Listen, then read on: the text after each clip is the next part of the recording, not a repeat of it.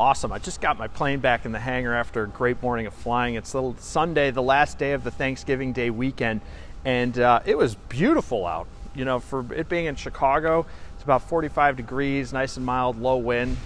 Got to take it. So anyway, on this particular flight this morning, I ended up realizing there's three things that make for a good, smooth, finesse, easy touch on the airplane.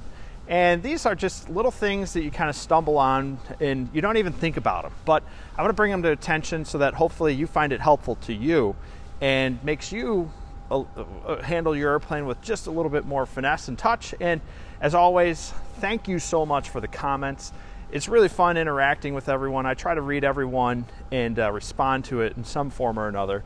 It's super cool. It's very meaningful to me. It's helping the channel grow and developing this great little community we have here. So please like and subscribe if you haven't already, if you found this valuable, and share it with others if somebody's new to flying or Cirrus themselves. So let's get in the plane and check this out. Let's go. So I'm sitting inside of the airplane right now, and the first thing has to deal with the throttle.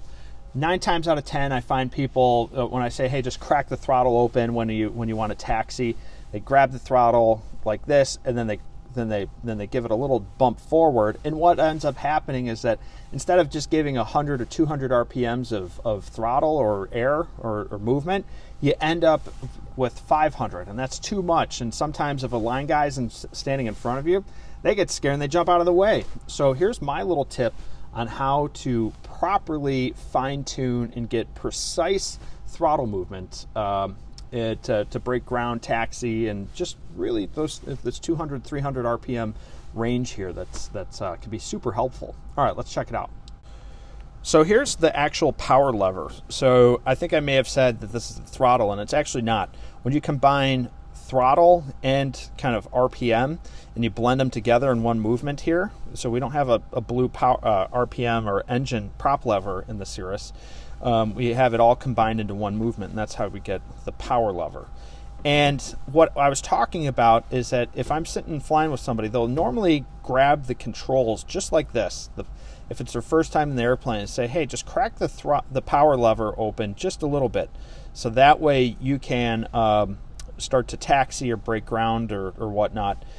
What they'll end up doing, sometimes if the throttle's new or it hasn't been lubricated in a while, you'll end up cracking it and it's a pretty big jump like this. There's also a few detents in here. You can feel like here's one right here, and I kind of like get on the back side of the detents. It's sort of a clunky, it's sort of an interesting area to navigate and get fine-tune adjustments. So I tell people to change the way that they use their hands. So instead of grabbing the throttle like this to get fine-tune adjustments, I'll actually tell them to do this.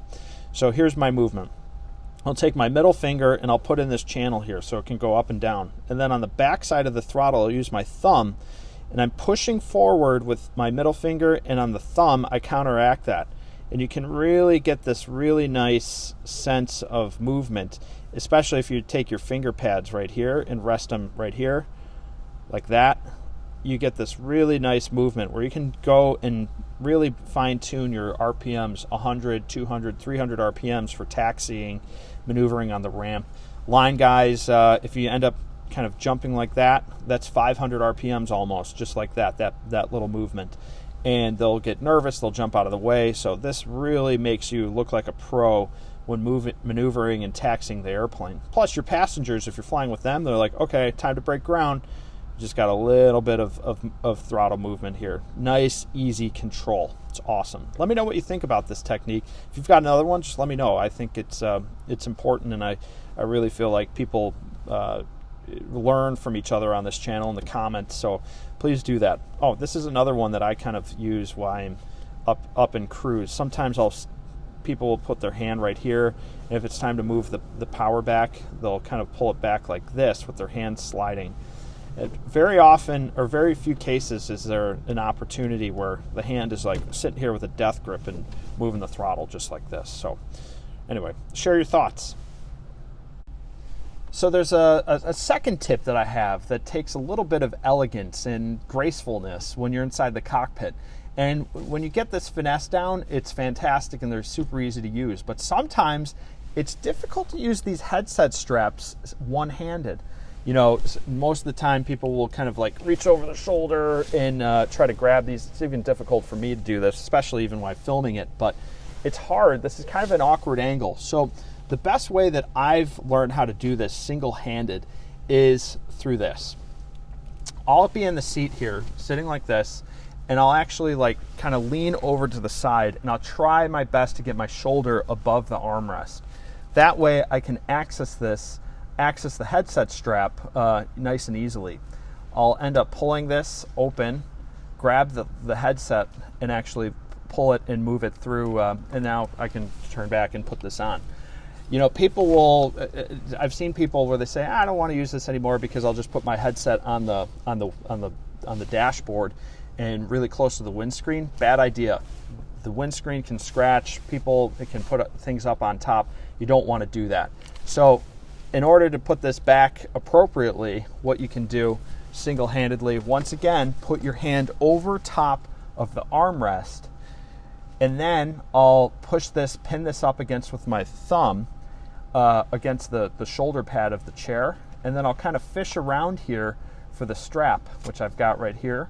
I'll pull the strap out, let the headset actually fall down, and then just fish around and use the magnet, and now that is nice and secure. You know, so sometimes it's hard and awkward to grab it with one hand and reach over your shoulder. I've seen people where they actually like cross, you know, the pilot's headset sits here and the passenger sits here. It's a little bit easier to grab, you know, across like that. But I think if you can, if your shoulder is good enough and your flexibility is good enough, doing this one-handed with the shoulder over the armrest is kind of yields the best results, and I think it will make you look like a pro and not really strain while people are inside the airplane. So once again, let me know what you think. If you got another technique, leave a comment below on that. It's, you know, there's no right way to skin a cat here, so it'd be fun to hear what you guys do. So here's finesse tip number 3, and it deals with the yoke. And if it's your first time flying a Cirrus or getting into an airplane, what a lot of people, actually the number one question that I end up getting at Oshkosh when standing and talking to everyone is like, it's not about the parachute, it's honestly about how easy does it take to get used to a side stick like this. They've always flown with a traditional yoke in the front, but the side stick here is fantastic. It's super comfortable. It opens up all this space here in the cockpit. Funny story, I was actually ferrying a Cirrus SR-22 Turbo back in 2013 from Duluth, Minnesota to Santiago, Chile. And I had this picture, I'll have to dig it up, of me listening to the Allman Brothers Band over the Caribbean Sea and making a peanut butter and jelly here. So I had my knee board open and I made a peanut butter and jelly, which was pretty cool. And I was like, man, this is nice. The side stick is over here out of the way. But it's actually a safety feature, which I'll talk about more in another video. But this finesse point here is that we actually want to hold our yoke just very lightly. So this is on takeoff. What I tell people flying a Cirrus for the first time is that you don't want your forearm on the armrest here. It's super comfortable. You don't want to move it back and forth. If you're moving your forearm on the armrest, that's way too much. You're going to just do small little wrist movements here with your wrist versus kind of big movements using your forearm. So on takeoff, the proper procedure, I tell people, is just lightly grip the yoke just like this. And what ends up happening is that you've got this nice little gap between your palm and the yoke. So there, see that little gap between my palm and my in the yoke? And what happens when we actually are taking off and we're going down the runway, what you want to do, instead of pulling back like this and your forearm moves across, all you want to do is just squeeze your palm together, just like that, just like that.